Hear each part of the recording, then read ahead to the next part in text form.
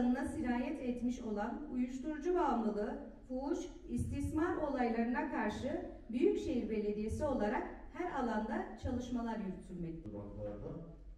Ve iki cezaevinin önünde hem F tipi hem B tipi cezaevinin önünde aslında Van hem jeopolitik hem jeostratejik konumu gereği aslında her karışımdan bereket fışkıran bir kent içinden biri. Dolayısıyla bu potansiyel de kullanılamıyor.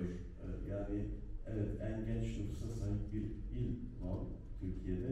Aynı zamanda işsizliğin de en fazla olduğu bir kent.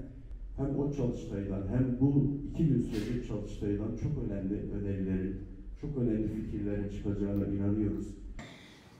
Hüjdzanın demek ki direce jiboyku plansaziya stratejik abajir be avakirin xebateki mezin u be hempa peşengiya hevalenmeyin şaredari hem yen xebatkar hem ji endamên me wekî komisyonekî xebateki xurt dimeşînin ji bo ku plansaziya stratejik a bajarê me em jî îro bi vê vesileyê ve bi me re hatin cemhev û li ser bajarê xwe plansaziya xwe ava bikin. Em me her tim serê da jî digo em niha jî dibêjin heke bi aqlekî hevpar bi aqlekî kolektif bajarek neyê rêvebirin tu kes nikare di vê bajarê da rêvebertiyê bike. Ji ber vê yekê jî em her tim bi aqlekî hevpar û kolektif heskin bajarê xwe bi saziyên sivîl re bi gelê xwe re û ev dînamîkên di nava bajêr da jiyan dikin bi wan re bajarê xwe rêve bibin. Ev fikriyata ku em tê da tên û xwe didin jiyan kirin jî li ser vê esasê xwe mezin dike. Ji ber vê yekê jî îro pêdiviya wanê çi ye, pirsgirêkên wanê çi ne, bi kîjan rê û rêbazê we wê bên çareser kirin, bi kîjan qadê da kîjan rê û rêbaz baştir e ji bo ku çareserkirina wan pirsgirêkan em ê îro li ser wan baxibin. Em bawerin îro yani di nava du rojan da li ser vê komcivînê de wê pêşniyar û nîqaşên gelek girîng bên kirin û 5 salan da em ê bajarê xwe bi çi rengî rêve bibin. Pêwîstiyên bajarê me çi ne? Pirsgirêkên bajarê me wê çawa bên çareser kirin? Hewcehiyên bajarê me dîsa çi ne? Di nava du rojan da wê bên kevşkirin û xebatên planên stratejîk wê berdevam bikin heya demekî. Ji bo ku sihoyekê adarê ev pertekdayîn, ev bersivdayîn jî bersivekî dîrokî bû ji bo me. Bersiva gelan bû, bersiva jinan bû, bersiva ciwanan bû, ya dayîkan bû, ya saziyên sivîl bû. Ji ber ku mirov dikare bêje demek ki dirêj ji bo me hemiyan demokrasî, adalet, vekhevî ev nirxên ku di nava civakê da civakekî azad dide jiyan kirin 8 salê jî bi destê qayyûman ve tê gasp kirin. Rastî divê ku mirov hinekî li ser hişmendiya qayyûman jî bisekine. Hişmendiya qayyûman wekî tunekirina gelan e, tunekirina îradeya gelan e, tunekirina çanda gelan e, ziman û baweriya gelan e, tunekirina aha gelan, ava gelan, hewaya gelan. Em bêjin ev nirxên ku mirovan dike mirov tunekirina wan e. Ji ber wê yekê jî gelan ji ber ku ev nirxên ku wan dike ev ji ber wan pertekekî gelek gelek girîng dana holê. Ev fikriyata ku em lê tên, ev fikriyata demokratîk, ekolojik û bi nêrîna azadiya jinê ve tê kirin. Em bi vê fikriyatê ve demokrasiyê rêveberiyên xwe cihî da pêktînin. Rastî bi nêrîna jinê, bi nêrîna jina azad, bi fikrê jinê, bi gotinê jinê, bi îradeya jinê ve em heskin di heremê da demokrasiyê bikin demokrasiyekî civakî. Hevserokên me, hevalên jin, her kesek temsîliyetekî wê heye, her kesek rêveber e. Ji bo çi rêveber e? Ev tiştên ku di nava wê bajarê da hatiye jiyan kirin, ev pirsgirêkên ku di nava wê bajarê da tên jiyan kirin heskin çareser bikin. Armanca saziyên sivîl jî ev e ji xwe. Ya dikeve ser şaredariyê jî de navbera wan saziyên sivîl de têkiliyên xwe xurt bike. Em jî mesele da ji got em niha jî dibêjin ya ku ji bo pirsgirêkên wanê bên çareserkirin ya ku bêkirin çi ye em jî wê bikin bi awayekî demokratîk, bi awayekî wekhev, bi aqlekî kolektif, bi rihekî kolektif be em ê di nava vê bajarê da kîjan dînamîk hene, kê hesket gotina xwe bêje, kê hesket pirsgirêkan bi awayekî demildest çareser bike, em heskin gel van têkiliyê danin û pirsgirêkên bajarên xwe çareser bikin. Em vê baweriyê dane di nava du rojan da em ê xebatên xwe û projeyên xwe yên wanê ji bo ku pirsgirêkên wanê bên çareser kirin. Em ê gotinên xwe jî herî herî xurt wê çawa bê gotin em ê bêrkin. Em ê fikrên xwe, nîqaşên xwe jî herî herî xurt çawa bê kirin. Em ê îro di nava du rojan da bikin. Em vê baweriyê dane em dibêjin ev bajara bajarê me ye. Kîjan pirsgirêk di nava vê bajarê da hebin jî pirsgirêkên me ne. Ji me zêdetir kes jî nikare çareser bike.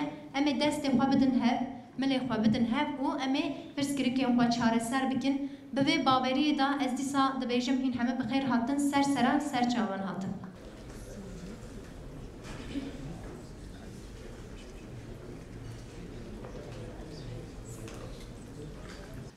Stratejik plan çalıştığımıza emek veren, bu süreci uzun zamandır yürüten ve bundan sonraki süreci de yürütecek olan, emek veren arkadaşlarımıza da emeklerinden dolayı teşekkür ediyorum. Sevgili eş başkanımız çok güzel dile getirdiler. Ben de yeniden özellikle 31 Mart seçimlerinde ve sonrasında mazbata gaspı girişiminde bütün Van halkının, bütün demokratik kitle örgütlerinin, bütün yapıların, kurumların, siyasi partilerin ortaya koyduğu dayanışmadan ve bu başarıdan dolayı yeniden bütün arkadaşlara teşekkürlerimizi sunuyoruz. Van özelinde ortaya çıkan ve yeniden demokrasinin, adaletin, hukukun ve birlikte onurlu özgür yaşam iradesinin güçlenmesine vesile olan bu dayanışmanın, bu anlayışın bundan sonraki süreçte de daha da büyütülerek, daha da kapsayıcılığı genişletilerek belki Van üzerinden ortaya çıkan bu anlayışın Türkiye'nin tamamına yayılmasına ve hukukun, demokrasinin, çoğulculuğun, özgürlüğün, eşitliğin hakim olduğu ve bununla birlikte elbette ekonomik kalkınmanın da ortaya çıkacağı yeni bir sürece de vesile olacağına inanıyoruz. Dolayısıyla biz bu süreçte emek veren bütün arkadaşlara, bütün siyasal partilere, meslek örgütlerine ve kentin dinamiklerine teşekkür ediyoruz. Evet, biz hep söyledik, bizim zaten fikriyatımızın ana temeli budur. Biz kentimizi kentin dinamikleriyle yöneteceğiz. Bu kentte yaşayan herkes bu kentin yönetiminde söz sahibi olacak. Dolayısıyla biz de önümüzdeki süreci planlarken özellikle bu stratejik planlama süreçlerinde ve önümüzdeki bütün master planlamalarında katılımcı bir anlayışın hakim olması gerektiğine inanıyoruz. Bu anlayışla bu yürüttüğümüz çalıştayın Van'ımızın geleceğine büyük bir katkı sunacağını, farklı fikirlerin, farklı görüşlerin ortak akılla, toplumsal akılla vücut bulabileceği bir süreçle sonuçlanacağına inanıyoruz. Bu çalıştayın sonuçlarından sonra ve bundan sonraki yürüyecek süreçlerden sonra Van'ı daha da ileriye taşıyacak, imarından ulaşımına kadar, kültürden çevreye kadar, tarihinden bütün kapsayıcı diğer konuları da daha güzel, daha erişilebilir, daha kapsayıcı, daha eşitlikçi bizim fikriyatımızı ve gerçekten bizim yıllardır savunduğumuz demokratik ulus paradigmasının bir modelini kendi kentlerimizde yaratma fırsatımız da önümüze çıkacaktır. Kentin biriken sorunları çok biliyoruz. Bunu zaten sizlerle de paylaştık, kamuoyu da biliyor. Sizler birebir de şahitsiniz.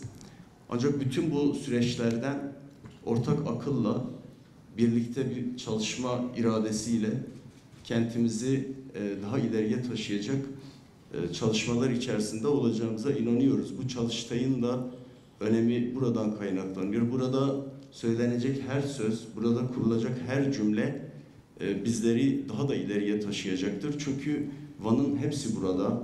Her kesimden, her fikirden, her meslek örgütünden insanlarımız burada. Burada ortaya çıkacak önerilerin bizim önümüzdeki süreç, strateji planlaması sürecine büyük katkı sunacağına inanıyoruz.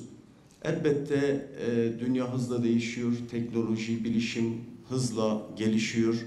Dolayısıyla bütün bu birikimlerin bizi çok ileri taşıyacağına inanıyoruz. Bununla birlikte yeniden kentin imarı, turizmi, ulaşımı ve üretim olanakları başta olmak üzere bunları daha da ileriye taşıyacak eğer bir bilgiye ihtiyaç olursa bu konuda da çok profesyonel, çok kurumsal davrandığımızı ve böyle baktığımızı bilmenizi isteriz. Dolayısıyla biz kentin her boyutlarıyla daha ileriye taşınması konusunda üstümüze düşen bütün kurumsal ve profesyonel sorumluluğu da bu süreçte yerine getireceğiz. Arkadaşımız çok net anlattı.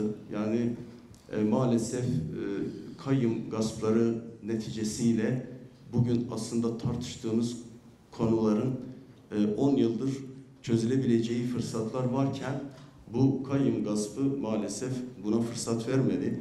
Bu vesileyle arkadaşımız da, sevgili eş başkanımız da dile getirmişti. Biz bütün bu süreçlerde bu kayyum gaspı neticesinde rehin tutulan arkadaşlarımızı, sürgüne gitmek zorunda kalan arkadaşlarımızı bir kez daha analım. Başta sevgili Bekir Kaya Başkanımız olmak üzere Hatice Çoban ve Bediye Özgeççi ve gerçekten büyük emekleri olan sevgili Mustafa Avcı Başkanımızı yeniden analım ve bundan sonra da birlikte çalışacağımızı arkadaşların bilmesi gerekiyor. Fikirlerinden, deneyimlerinden yararlanıyoruz arkadaşlarımızın ve arkadaşlarımızın aslında bıraktığı yerden bu bayrağı daha ileriye taşıyacak bir süreçte yürütüyoruz. Biz Van'da ortaya çıkan bu dayanışma ruhunun, bu özgürlük, demokrasi, hukuk, adalet iradesinin daha da güçlenmesini ve Türkiye'nin gelenine ve geleceğine katkıda bulunmasını önemsiyoruz. Bu boyutuyla da İstanbul'la bu görüşmelerimizin anlamı da büyüktür. Orayla bir sevgi köprüsü, orayla bir gönül köprüsü, orayla bir barış köprüsü ve aynı zamanda orayla bir hizmet köprüsü kurma anlayışıyla bu çalışmalarımız da devam ediyor. Burada biliyorsunuz dile, kültüre yönelik çok kadın kurumlarına yönelik ağır saldırılar oldu. Özellikle eş başkan sistemliğine savunduğumuz fikriyatımızın temelidir. Eş başkanlık demek bizim fikriyatımız demektir. Barış demektir, özgürlük demektir, eşitlik demektir, adalet demektir. Eş başkanlık sistemi iki şahıs üzerinden değerlendirilecek kadar hafif bir sistem değil, kurumsal bir sistemdir. Dolayısıyla hepimizin bu kurumsal sistemi sahiplenme sorumluluğumuz vardır. Aynı zamanda bu fikriyatımızı sahiplenme sorumluluğudur. Bununla birlikte biz hep söyledik, yani dilimize yönelik saldırılar karşısında çok dilli belediyeciliği savunan bir anlayışımız var. Burada özellikle kreşler ve çok dilli belediyecilik anlamında belediyenin diğer hizmetlerini de Kürtçe, Türkçe ya da burada yaşayan farklı kimlikte, dilde bir vatandaşımız varsa onun da isteği doğrultusunda bunu çok dilli, çok çoğulcu bir anlayışla sürdürme çalışmalarımız da var. Özellikle biliyorsunuz bu yaya geçişleri çok dilli olmaya başladı. Belediyecilik anlayışımız da bu. Bununla birlikte kurslar ve sanatsal etkinlikler yine bu boyutuyla da desteklerimizi sunuyor. Özellikle bu son süreçlerde büyük sıkıntılar yaşayan Kürt yayın evleri, bu boyutuyla Kürt yazarlar, bunların yazdıklarının, kitaplarının daha geniş kesimlere ulaşması adına ve desteklenmesi adına yine de kültürel, sanatsal çalışmalarımızda devam edecek. Bu boyutuyla biz son olarak şunları tekrar ifade edelim. Bu çalıştayların, geçen günlerde biliyorsunuz bir kadın çalıştayı da oldu. Sonuç bildirgesi biraz sonra da okunacak. Hem o çalıştaydan hem bu 2 gün sürecek çalıştaydan çok önemli önerilerin, çok önemli fikirlerin çıkacağına inanıyoruz. Biz burada katkı sunan, bu kentin geleceğinde söz sahibi olmak isteyen ve burada olan, yarın da burada olacak bütün arkadaşlarımıza tekrar teşekkür ediyoruz. Çalışmalarınızda başarılar diliyoruz. Tekrar söz hakkı almak isteyen varsa buradan mikrofonu uzatabiliriz aslında. Açılması hem de kentin gelişen, büyüyen, artan nüfusuna göre yeni ulaşım akslarının planlanması, tasarlanması konusunda